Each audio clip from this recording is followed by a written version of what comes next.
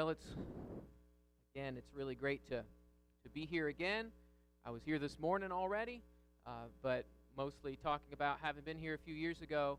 I'm really glad to get the opportunity to be here and speak with you and talk a little bit about the work that I'm doing in Albany. I think I didn't even say when I was talking about the work in Albany this morning, thank you so much for your help. It means a lot to me. It means a lot to my family. In a lot of ways, my family is doing the work too. Preacher families, everyone's kind of watching the preacher family. How's the preacher family going to behave? So in a lot of ways, the kids are in the spotlight in that sense. But also, my family is just in an area that's not as easy to get together with a lot of Christians. And, my wife and I make efforts to drive out to the other congregations and the other families that we know to get together for singings and things on the weekends or campouts and things like that. And that's always a 3-hour drive to be with other kids, at least 3 hours. It's 3 or 4 hours to be with other kids, the age of my children. And so knowing that there are a lot of people out there who want to be a part of that work and help us out, to help my family out where we are, it means a lot to me. And I want to thank you for that a lot. This has been a dependable congregation just for encouragement, but also for the support and my work, and that means a lot to me, and I appreciate that. This is where we meet. We have some office space. I talked about that a little bit this morning. I'm just going to go through this a little bit quickly, and these are some of the people that we worship with. Just a lot of really good, nice people, people who it's not as easy to just show up in the north. Sometimes because I grew up in Georgia and I was in Florida and Kentucky, so I've been in areas where there's a lot of churches and areas where the churches can be a little large, and I know that feeling of it's easy to get into the groove of just showing up, and that's good, but where we are, everyone has to make a pretty big effort to be a Christian and to stand out, and because of that, there's just a lot of love and fellowship between everybody, and it makes for good and strong relationships.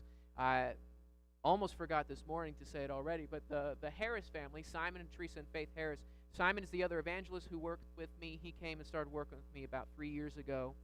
He's not in a preacher training program. That's my joke. He's my senior by about 12 years, and I always talk about how he's about to graduate. But he came and he helps out to do the work with me. The Albany metro area has a little over 1 million people in it, and so we're just doing what we can to reach out and to find the people that are there. This is my son Jack and my wife Heather, and there's Alice and Thomas, and that is actually, I think that's at a zoo. That's unimportant, actually. But they're here this time. They didn't come last time, and that made me kind of look like the weirdo that I am without them to soften the rough edges.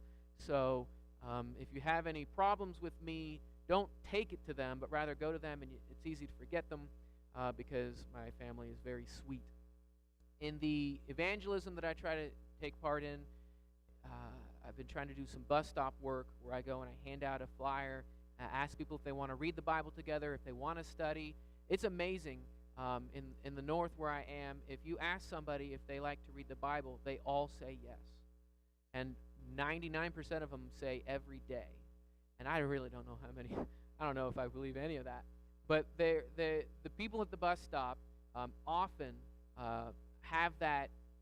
They come from the Bible background. A lot of them are, especially the guys. Yeah, my mom made me go to church, and they say it in that joking, complaining way about their youth, and they have that look in their eyes like that would be a good idea for them today.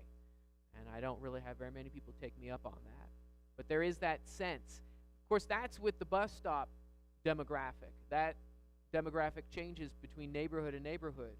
And so the people who have the nice cars and the nice way of getting to and from work and don't have to use the bus, I've often had really blank or ugly responses to that. So the bus stop is a really good place for me to go to, especially since they know that they can take a piece of paper from me, they can even start talking with me, but their bus is going to come, and that's going to end the conversation. And it's surprising how many times I am happy that the bus comes so I don't have to talk to this person any longer, because there's a lot of other people I'd rather talk to. So that's a good work that we have done. We have worked on sending out mailers, big old postcards like this and glossy fronts. The first one, the blue one, is just advertising front and back. I try to make it look pretty, but there's only so much I can do. Then each neighborhood, each little area would get 3 cards in the course of about a half a year. And we try not to spread it out, but every other month. We keep it within a 2 months or so, usually, maybe 3 months. And they would get 3 cards. So they get the first one, then they get the green one, and then they get the other green one. And the second 2, somebody had designed a really nice, attractive Bible. They didn't write the Bible verse, but they made the verse look attractive on the card. And so the back side of it is just the classic advertising for us with a little Bible passage they can read and all of our information. But the front is pretty, and you can hang it on your fridge and maybe someday turn around and try to figure out who it was that sent it. And that has been nice. We sent a lot of those out. A year ago, Mark Chalmers received one and decided to be baptized a little while after that. We have had some visitors respond to that. We had a number of phone calls for a while. Another thing that we did, we do use meetup.com, and I don't know if you are familiar with that, but Meetup's one of those crazy internet things where you meet people, meet strangers on the internet. All we do is we've got a page, and we advertise any extra class that I'm doing at that time, which right now there aren't that many. The men, we get together on Thursday nights at a Starbucks, so I advertise that. But we advertise our Sunday morning, and we meet on Tuesdays midweek. If you're on vacation, don't get confused. Well, we meet on Tuesday night, and so our Sunday morning class and our Tuesday night class then in the assembly, we advertise those. And I always say, if somebody says they might come for Sunday morning, hey, we have a worship hour afterwards. You're welcome to stay. One guy actually said, well, I need to get to my church afterwards, but I wanted to check you out.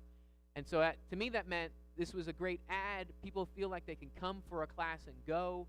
I'd love people to stay, but if it seems that open to them, that I thought that might be good, effective advertising. We haven't had a lot from that lately, but that's been useful. And another thing that we did was we put together 2 15-second commercials to run on one of the local cable stations. I think it went on two of those channels, and they're like the Andy Griffith Show 24/7 kind of channel. We weren't coming before and after CSI or anything like that. But it was actually, I think, advertising for the kind of people who are watching those shows, have the TV on all day, and might be interested. We did get a little bit of a response, but no real visitors out of that. In all that effort, on purpose, we've used all of our reserve funds. We had too much money, and we wanted to put that into advertising. And in about 5 years, we've used it up. It took a long while, and that was a really good work. We're going to keep Meetup going because it's very inexpensive, and it helps boost our webpage on the Google when you're searching on Google. So that's been useful to us.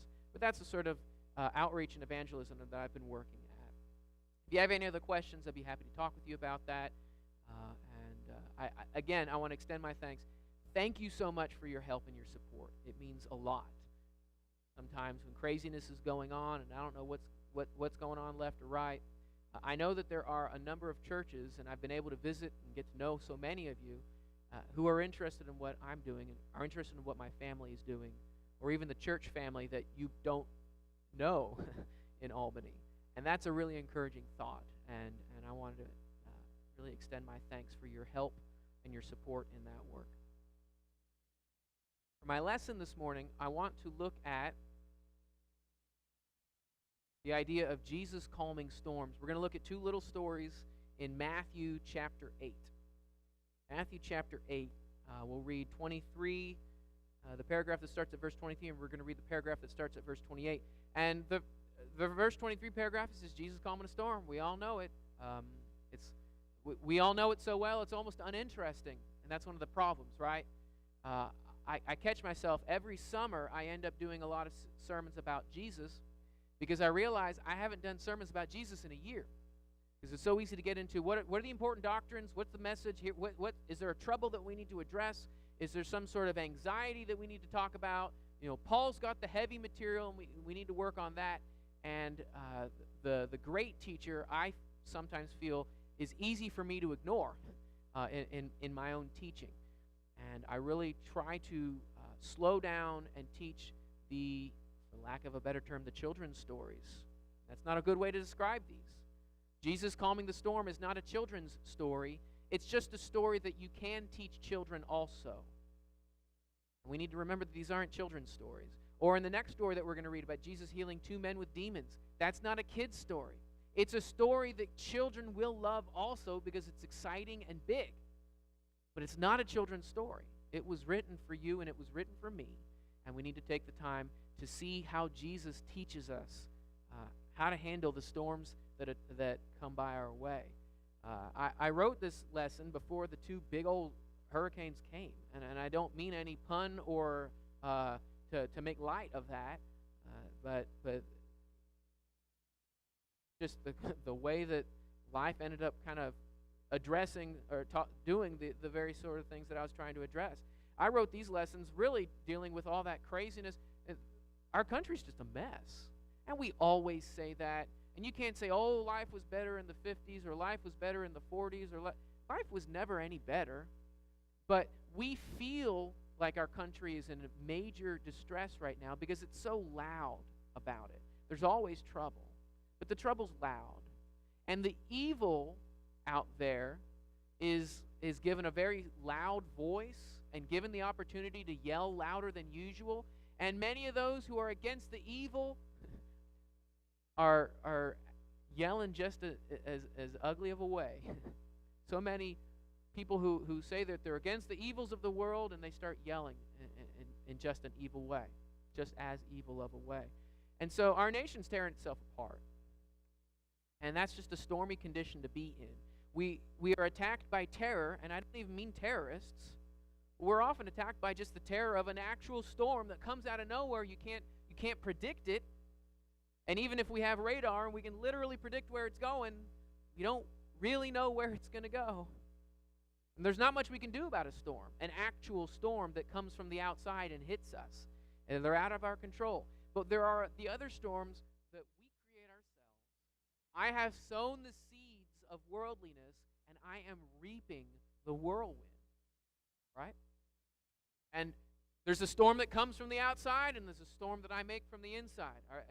And there's 2 storms that we're going to read about here. Jesus calms a storm that's on the water, and Jesus calms 2 guys with demons. You can see where this sermon's going to go. We have problems out there that attack us, and we have the problems that we create our own selves. Jesus can stop storms. Jesus provides peace. Jesus creates calm. That's what this is all about. And there is nothing else, when we're in the middle of a storm, there is nothing else that we need to be thinking about other than Jesus. He can get me through this. He is my friend. He is my Savior, and He can get me through this. So we'll look at Matthew 8, starting in verse 23. And when He got into the boat, His disciples followed Him. Behold, there arose a great storm on the sea, so that the boat was being swamped by the waves, but He was asleep. And they went and woke Him, saying, Save us, Lord, we are perishing. He said to them, Why are you afraid, O you of little faith? Then He rose and rebuked the winds and the sea. There was a great calm. And marveled, saying, What sort of a man is this, that even the winds and the sea obey Him? There arose a great storm on the sea. The storm was so much that it was the boat was swamped with waves. A great storm. How many of these guys were fishermen? You know, the tax collector, he's going, ooh, this is a big storm. And they're like, oh, no, this isn't anything big. And then it turns into a great storm. And they turn around and say, oh, no, this is a great storm. And they are stressed out. What is that like? I don't know how many of you all have been on boats in big water. When I was a child, my father was working over in Norway, and I've been on boats in big water, big ferry boats on open ocean, and in good water, and when it's not rough, it can be pretty terrifying. And when the waves are going, you look straight out from the boat, and the waves come up, and all you see is sea, because the horizon changed. And then the waves go down, and all you see is sky, because your boat is doing this. And that was when the boat was under control. It can get scary. I don't know what these guys were dealing with. The horizon's up and down. They have no strength. They have no support. It's open sky above them. Or maybe they have a little bit of a roof. What sort of a help is that going to do? You've got the wind, and you've got the wet, and you've got the waves, and just absolute sorrow. I had this image of camping, and we've all had the awful camping trips where it didn't just rain. You're lucky if it just rained. But if there's a windstorm with that, and that's what they're dealing with, but they're in a boat, so they've got a tent above them and a tent underneath them, and out of control. But he was asleep. Nerve, right? Why was he asleep? You go back a few verses. Verse 14, Jesus entered Peter's house, and he heals Peter's mother-in-law. And verse 16, that evening they brought to him many who were oppressed by demons, and he cast the spirits out. I don't know how exhausting it is to heal like that, but I do know how exhausting it is, no offense, to deal with tons of people. And I don't know you, and the people are coming or going, and that's draining. And he's probably teaching the whole time. I can envision what this is like. Verse 18, now when Jesus saw the crowd gather around him, he gave orders to go over to the other side. This is what he was doing all day. And so he gets to that boat. How often do we read stories about Jesus sleeping? We have more stories of Jesus staying up all night or getting up early in the morning. And so a story where it says he was sleeping is significant. He was sleeping because he was a hard worker. He was doing the right kind of work. That's really the big point, right? Not just had a hard day at work. He was asleep because he was at peace. I like the passage. I keep forgetting to click this thing forward. The slides aren't that important with this lesson. In Proverbs chapter 3, I don't know if you want to take the time to look at that. There's a few verses here that I think are really great. 21 through 27. Proverbs 3, 21 through 27. My son, don't lose sight of these. Keep sound wisdom and discretion, and they'll be your life for your soul and adornment to your neck, that when you you will walk on your way securely. Verse 23. And your foot won't stumble. If you lie down, you will not be afraid. When you lie down, your sleep will be sweet. Don't be afraid of sudden terror or the ruin of the wicked when it comes, for the Lord will be your confidence and will keep your foot from being caught. Jesus was able to sleep because he had the wisdom of God, because he worked all day doing what was right, and he trusted in God. Do you think a storm's going to get in the way of salvation? You think Jesus said, whoa, I didn't know it was going to get this bad. What are we going to do? It didn't surprise him because he was okay. The worst a storm can do to you is kill you. And there are worse things than dying. To be away from God is worse than death. And there wasn't anything getting in the way of Jesus and his plan. But he had nothing to be afraid of. And then they say, in verse 25, save us, Lord, for we are perishing. Absolutely right. They were perishing. Now we know the full story and how Jesus says, "Wow, oh, you of little faith." And let's just stop here and realize they were perishing, and they recognized it. And they went to the right answer to their perishing. Save us, Lord, for we are perishing. Without Christ, we are dying. We are falling down, standing still. We are in the process of failing if Jesus isn't the one holding us and lifting us and caring for us. We have no life without Christ. In John 5:21, for as the Father raises the dead and gives them life, so also the Son gives life to whom he will. They were in a boat, whether the storm is big or the storm is non-existent. Without Christ, they're dying. They turned to him and said, save us, Lord, we are perishing. So on the one side, I'm going to applaud them for saying that. But then you got to go with what Jesus says. They recognize Jesus is the answer. Save us, Lord, we are perishing. Yes. But then Jesus says, why are you afraid? Oh, you of little faith. So Jesus is going to use this as a teaching example.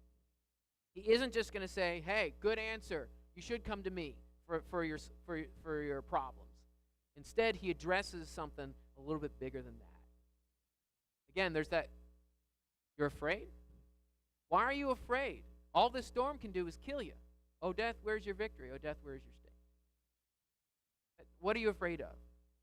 Psalm 27:1, the Lord is my light and my salvation. Whom shall I fear? The Lord is the stronghold of my life. Of whom shall I be afraid? It is hard for me to know what to do with that verse. I can read it and know it's true, but I don't know how to do it. And this is what it's about.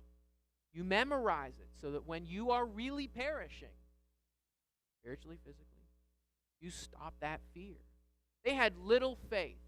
They did not have no faith. He says, oh, you have little faith. Was it the right amount of little to move a mountain? I don't know. They had faith, though. They had it tucked in their belt, right? They just weren't pulling it out and using it. And you got that knife and you're trying to cut something and it's getting duller and it's getting duller, or if you've ever used a chainsaw, if you're trying to push a dull chain through a log, it's brutal. It's awful. It's frustrating. But you don't want to turn off that saw and sharpen it because it takes a long time to get it started up again. And sharpening that blade, it really is a pain in the neck, and you get marks on your hands. And so you're just gonna shove that butter knife through that log. No. You have what you need. Sometimes we don't recognize that we have the faith that we need. And we don't even recognize that this is a moment to pull it out and use it. We're caught up in the moment that we forget to stop, turn around and say, Lord, save us, we are perishing. The car broke down. And I don't even know how to get it to the shop. And that's a problem. And I finally get it to the shop, and then the other car broke down. Let's just stop and wait a moment and realize that we're rich enough to have two to break down. I have a good brother at another congregation. He was telling me about when he had this car trouble, and then the other one went down, and they're trying to buy the one, and it ended up there was a fiasco where there was a scam thing going on. So not only did he have the two troubles, but he was going to buy a replacement, and it turned into a bigger trouble. And he enjoyed telling the story because he loved the conclusion. After it was all done, I said, why was I stressed? Why did I care? Yeah, he needed to work hard. He needed to try to get him fixed. He needed to get to work. He needed his wife to get to work. But he stopped and said, why did it bother me so much? It's just cars. He was able to get to worship. He was able to get to work. And he realized that he didn't turn around and say, Lord, help me, I'm perishing. It's not embarrassing to stop your life when the house is getting broken, when the cars are getting broken, when you lose your phone, to stop and say, Lord, help me, I am perishing. Don't forget to trust God.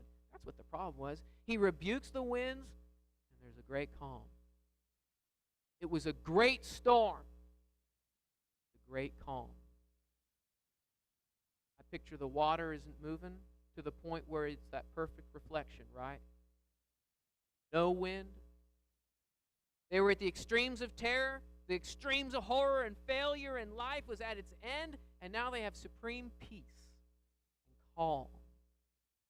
Supreme joy. There was a great calm.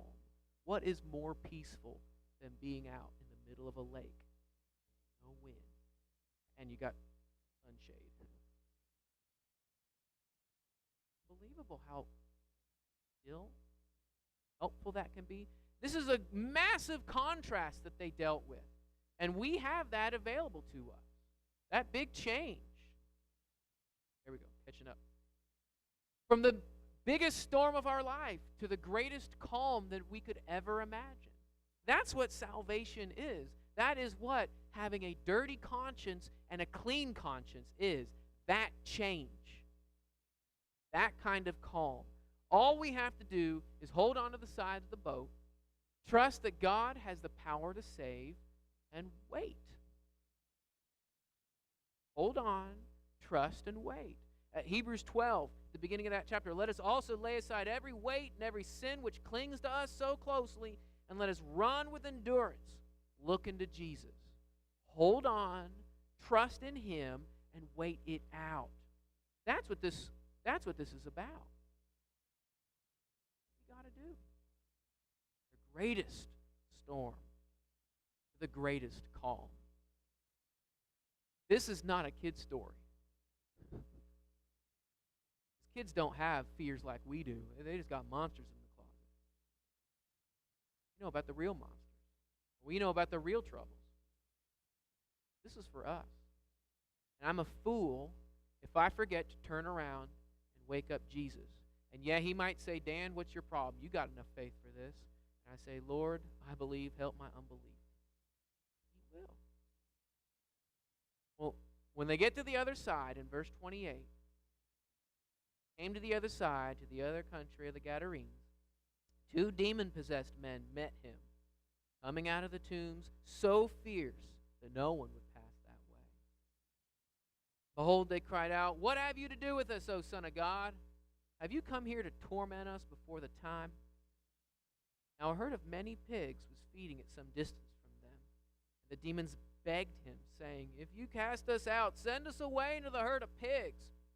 And he said to them, go. Came out and went into the pigs, and behold, the whole herd rushed down to the steep bank and into the sea and drowned in the waters. Then the herdsmen fled, and going into the city, they told everything, especially what had happened to the demon-possessed men. Behold, all the city came out to meet Jesus, and when they saw him, they begged him to leave their region.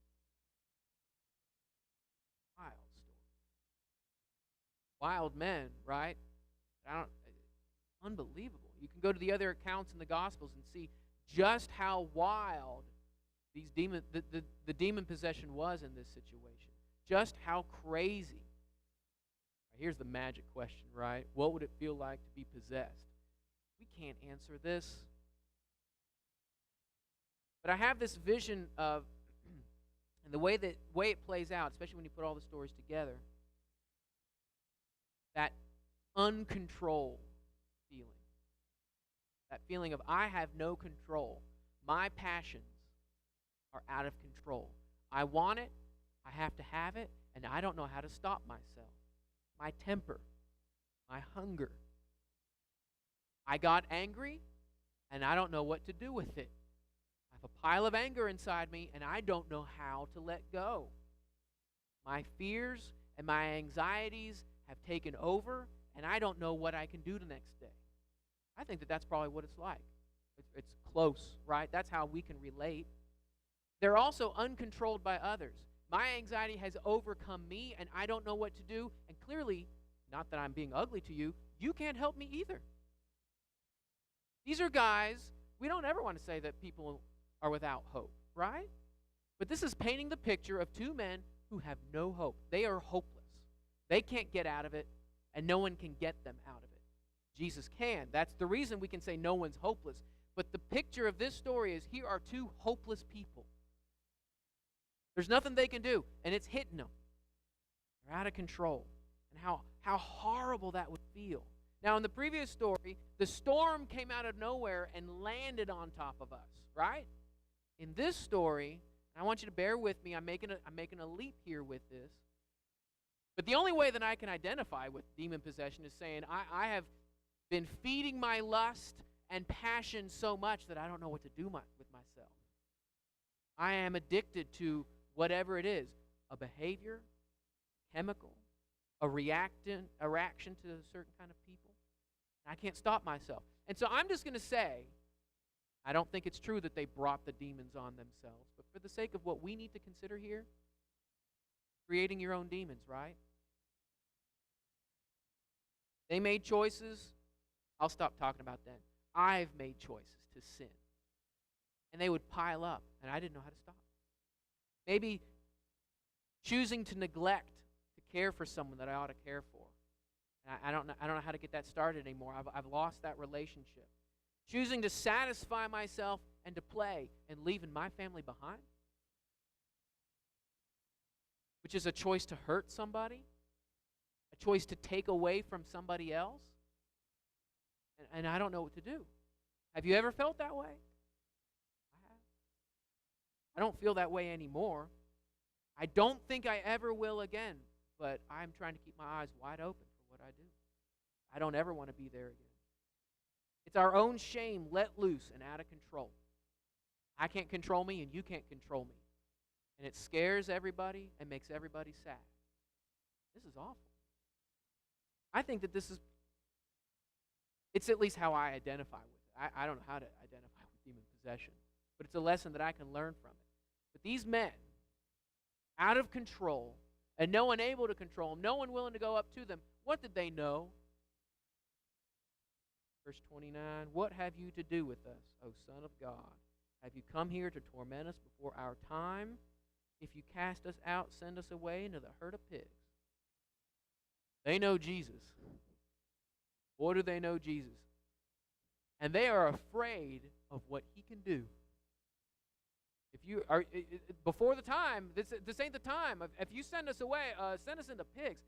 I don't even know any idea what they're referring to. I don't know what that can be. Sent away where? I don't know how to answer that. They were terrified. They knew Jesus. Do I? Do I know Jesus enough to recognize him, to then be terrified, knowing who and what I am and what I've been doing? They knew. You know, and it talks about in James, I think in 2:19, even the demons believe and shudder. How many of us believe and don't shudder? They knew, and they thought pigs was a better choice. Pigs were a better choice than what they knew they deserved. Prodigal son would have loved to have eaten the pig food, which means he didn't get to eat it. He just would have loved it. Until he came to his senses. The pigs were pretty smart. They knew how to take care of demons. They just ran them off. That's an easy story. Running off, they're all dead. What would that look like? What would that sound like? Then the people show up, right? Well, before they show up, some go away. In verse 33, the herdsmen fled. Going into the city, they told everything, especially what had happened to the demon-possessed. Behold, all the city came to meet Jesus, and when they saw him, they begged him to leave their region. The herdsmen, they see it, and they run, right? They're going to report. They're going to go tattle on Jesus. They don't inquire. They don't investigate. They don't say, hold on, what'd you do with our pigs? They just run. They don't check it out. They have almost no curiosity. They're not interested in why aren't those crazy guys anymore? What happened to They just go. Quick judgment. That's what I see there. Unwilling to think, unwilling to care. They go and they get everybody and they beg him to leave their region after they see him, after they meet him. And I try to think about why they did that. I can think of two motivations. For one, just flat out fear. They were in the presence of great power exhibited by the crazy guys. They ain't crazy no more, and all the pigs are gone. I don't know what that was, but that's great power. They're afraid of that authority. He was probably speaking words of authority and judgment, whether he was judgmental or not. He's speaking. And they probably were motivated by greed. Well, there goes our pigs. Loss of money, loss of investment. Maybe they were tending somebody else's pigs and they're afraid of getting in trouble, or I don't know what it was. But both of those motivations were bigger to them. They were being afraid and being greedy was more important to them than living. Jesus gives life. Jesus, the man who freed two people possessed by demons. Jesus who controlled the uncontrolled. Jesus who tempered their stormy tempers, who could do so much more. There's more to life than having demons cast out of you. There is being saved. And Jesus could do that. They didn't care. They were afraid, or they were greedy. They were wanting the new next big thing. I don't know. You can supply whatever you think motivated them. But it was more important than the life Jesus could offer. You think about, how could anyone do that? Start thinking of examples either in your own life or people you've seen in your life. You can go to the Bible. In Hebrews chapter 3, God talks about they're always going astray in their hearts. Or in chapter 12, where it talks about how that root of bitterness or that unholy Esau, these people, the author of Hebrews is saying, people who are right there at the door of God who turn away in their hearts and don't want it. That's how it happens. We need to be the good soil, right, in the parable of the sower. Or in Psalm 1, don't be like the guy who's walking and standing and sitting with those unholy people, but instead, starting in verse 2, but his delight is in the law of the Lord, and on his law he meditates day and night. If I delight in God's law and I work with it, I don't know how to delight in God's law, but I'll give it a shot and I'll read it and I'll think about it, and you learn how to. You become like he who is, he's like a tree planted by streams of water that yields fruit in its seasons, and its leaf doesn't wither, and all that he does, he prospers. You're right there at the source of life. That is where you're planted, by the river, not way over there. That's what we need to be. These men were out of control, and Jesus brought them under his complete and supreme control. What more could I ask for? God, I'm out of control. I don't know what to do. I need your help. What do I have to fear? If you can get me out of this, God, and we know he can. It's not a if you can. But if you can get me out of this, I'll really know, won't I? Now, I should know before it, but God helps so that we can know more fully. Think of all the times when Gideon was afraid and God said, here, I'll give you this help to show how much I'm with you. God helps us. If we rest on those moments, we can know that God is there to help us too. We're out of control. We can be in control. We really can. We're going to have to work on it, but God's going to do most of the work. Jesus calms these storms. All right, so one, having a normal day, and life explodes, right? The wind came down on top of the boat. What am I going to do? That's life. Life explodes all around us. The storm comes down. We can't see it coming, but I can always be ready by reinforcing and nourishing and cultivating my faith. The only way to do that is reading God's Word and thinking about it, talking with y'all. Right? That's the way we work on that. We read it, we think about it, and then we talk. Whether it's Bible talks about the text, or just spiritual talks, or whatever it is. We work on that. That's how we feed and nourish the faith, so that when the storm comes, yeah, it was awful. Why aren't you stressed out about it? Well, that's what I've been working on my whole life. Our faith helps us to hold on to that boat because we know God's going to take care of the storm. That's when storms come out of nowhere and hit us. But there are other storms that we make ourselves. Those are shameful. They're embarrassing. Sometimes that shame or embarrassment is so much that I don't even want to try. I need to get over myself. That's just pride. Daniel, stop being a fool. I mean, you are a fool because you made this mess. Don't be a bigger fool. Own up to it. Find a brother to talk to. Get help. Talk to your wife. Talk to your family. Talk to whatever it is. Get the help you need. Go to God with these things. We won't always admit that we're in a storm, right? Oh, everything's fine. And people are looking at our family, and it's crumbling around you. But if we open up our eyes, God will help us to understand what's going on. Those demon-possessed men, the demons are talking to Jesus. I wonder if the demon-possessed men realize that this is their chance. I don't know. Our faith helps us cling to the only Savior who brings forgiveness and removes guilt. When my conscience is clean,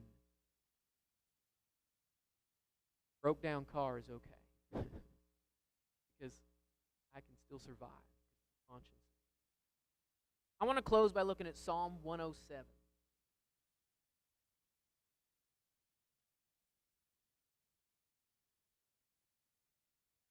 Psalm 107. Psalm 107 is a really neat psalm. It has some sections in it. After verses 1 through 3, which I think is the main section, or the introduction, there's some, I'll call them verses, like 4 through 9. You might have a bit of a paragraph break. You might see some of those breaks, and I'm going to read 2 of them that just fit so perfectly with it. We're going to read 17 through 22, and then we're going to read 23 through 32, and then I'll read the last verse to close it out. Psalm 107, 17. Some were fools through their sinful ways, and because of their iniquities suffered affliction. They loathed any kind of food, and they drew near to the gates of death. And then they cried to the Lord in their trouble, and he delivered them from their distress. He sent word out. He sent out of His word and healed them and delivered them from their destruction. Let them thank the Lord for His steadfast love, for His wondrous works to the children of man. Let them offer sacrifices of thanksgiving and tell of His deeds in song of joy. This one, 17. You're a fool, made a mess. You called out to God. He just helped you out of it. Makes me think of the way I look at those demon-possessed men, right? Their sinful ways and their iniquities that are causing them affliction, and they can't even eat, and at their gates of death. Well, in the other accounts, we see they're in a graveyard. So they're literally at the gates of the land of the dead. I think that's a neat thing. And God just says, I'll help. Verse 23. Some went down to the sea in ships, doing business on the great waters, and they saw the deeds of the Lord, His wondrous works in the deep. For He commanded and raised a stormy wind, which lifted up at the waves of the sea. They mounted up to the heavens, and they went down to the depths. Their courage melted away in their evil plight. They reeled and staggered like drunken men, and they were at their wits' end. And they cried to the Lord in their trouble, and He delivered them from their distress. He made the storm be still, and the waves of the sea were hushed. Then they were glad that the waters were quiet, brought them to their desired haven. Let them thank the Lord for His steadfast love, for His wondrous works to the children of men. God is absolutely willing to help us with the troubles that come our way. And I just need to take the time, stop sweating and being scared and having a sleepless night. Just talk to God. I don't know why that's hard for me to do. I assume it's hard for all of us sometimes. I just need to stop. Slow down and turn and say, Lord, save me, for I am perishing. The psalmist says that that's what Jesus is going to do. We sure saw Jesus do that. Verse 43, whoever is wise, let him attend to these things. Let him consider the steadfast love of the Lord. If you are smart, you know you are, right? You know you're smart. If you're smart, you're going to think about this. Not my sermon, or about me. But you're going to think about this. You are going to consider the steadfast love of the Lord. Not just that He loves you. You know God loves you. You see signs up all over the place about that. But that He does love you, and it's a steadfast love that's going to get you out of the storms you created, get you out of the storms that maybe He created. Bigger than that, He is going to save you if you want it. I do not know all of you. When I'm home in Albany, I know everybody, and I know I don't need to invite anyone to baptize because I know who we all are and where we're at. I don't know about you. I don't know what you need. This is not a baptism sermon. This is a sermon about Jesus saving you. If you want to learn about baptism, there's a lot of people here who will tell you all about it. I'll talk to you. But if you need Christ in your life because life has fallen apart or because you have been breaking it apart, this is a great opportunity. I know everybody here well enough to know how much love and help there is. I have seen so many people jump up to talk and to help before, during, and I know after, that if you have any needs, there are a lot of people here who want to talk to you about it and bring you to Christ. There's a lot of people here who want to bring you to Christ. They can't save you, I can't save you, but Christ can. And if you are willing to say, Lord, save me for I am perishing, Jesus will do it. If you have any needs, talk to someone next to you, afterwards, come forward as we stand, whatever it is, if you feel right.